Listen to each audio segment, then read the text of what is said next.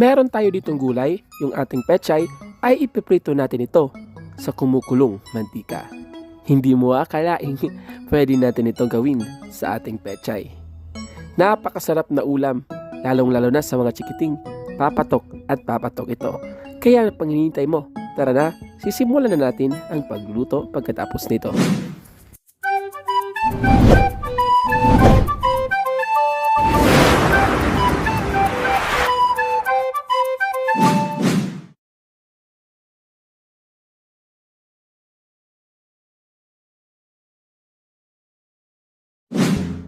At para nga sa ating unang procedure ay maghihiwa muna tayo ng ating pechay. So kailangan mahugasan ng maigi yung ating pechay. Yung ating gulay na pechay. Pagkatapos hiwain lang natin siya ng ganito. Maging maingat lang tayo para hindi kayo matulad sa akin na hiwa yung kamay. Tulad yan. Pero patuloy pa rin ang laban. Vlog is life. Hiwain lang natin siya ng maliliit. Lalong-lalo na yung puti na yan kasi medyo matigas yan. So kailangan talaga maliliit yung kahiwa mo.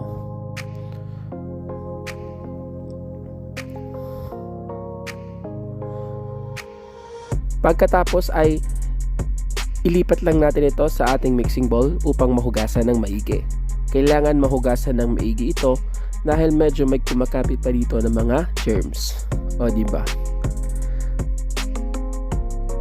So kahit nahugasan na natin siya kanina, kailangan i-double wash lang natin siya para makasigurado tayo na malinis talaga yung ating pechay. Pagkatapos, maglalagay tayo ng ginisa mix, pero kung ayaw mo nito, pwede kang maglagay ng salt and pepper na lang.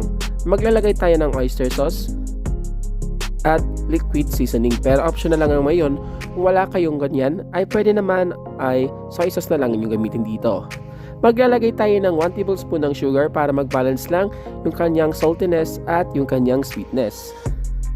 Pagkatapos mix lang natin siya, and then crack lang tayo ng 2 buong itlog. And then beat lang natin siya para mag-combine silang lahat.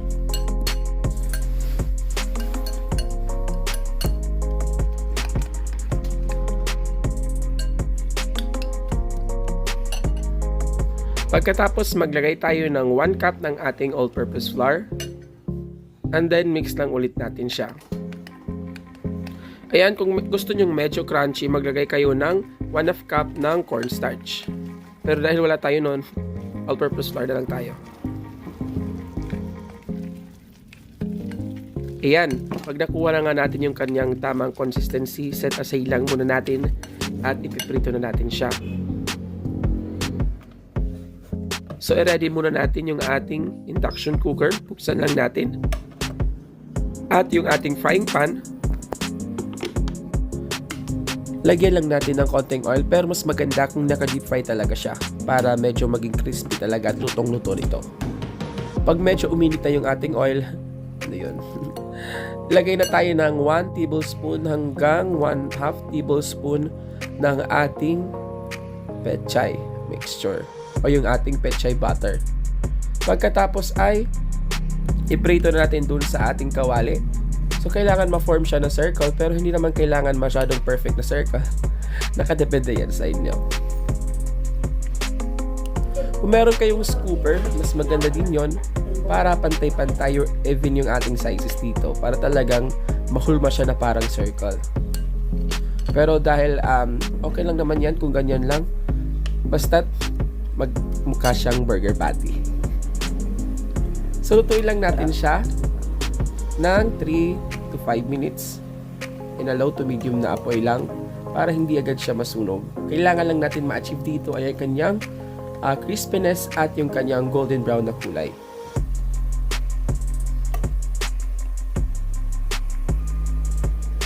So kung makikita nyo ay crispy na. So hindi pa siya nag-golden brown. So antayin lang natin na medyo mag-golden brown siya para talaga medyo malutong yung ating napakasarap na burger patty na pechay.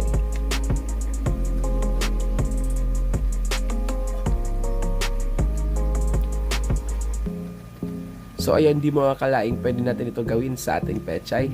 Lalong-lalo sa mga chikiting, sa mga hindi mahihilig sa gulay, pwede ito talagang kakainin at kakainin nila to. So kung makikita nyo guys, ganyan yung kulay yung kailangan natin ma-achieve. Yung kanyang napakagandang golden brown.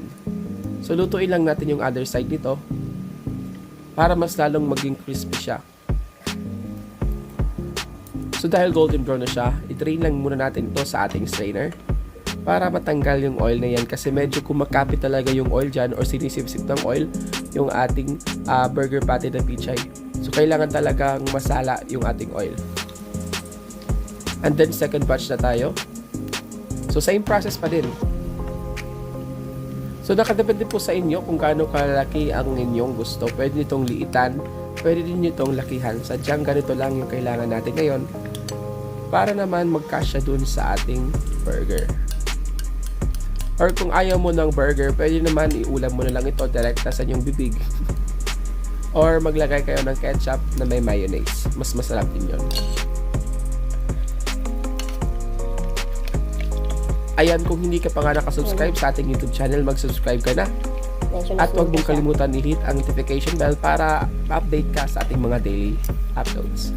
So, flip natin. I-like and follow mo din yung ating Facebook page, Happy Tummy by RD. Marami din po tayo doon napakasarap at kakaibang recipe na ina-upload. So ayan, golden brown at crispy na siya. Hanguin lang natin ulit siya. At i-drain para matanggal yung mga oil na yan.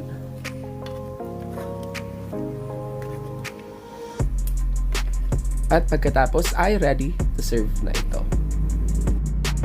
So ayan, so meron lang tayo ditong ating mayonnaise na merong ketchup. So ito yung magsisilbing sausawan natin.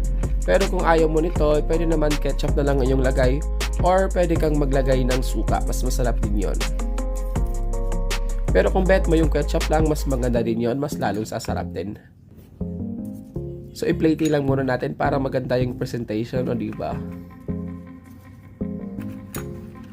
So marami tayong nagawa dito. Nakagawa tayo ng 15 pieces ng ating burger patty na pichay.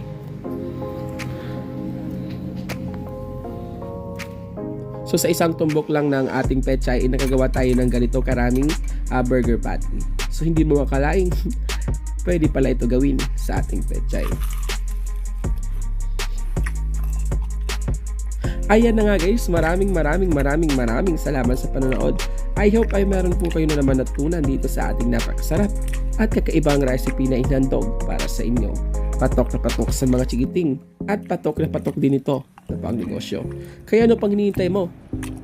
Follow nyo na yung ating recipe at gayahin nyo din ito. Maraming salamat sa panood. See you again sa ating mga susunod at kakaibang recipe dito sa ating channel. God bless and thank you for watching.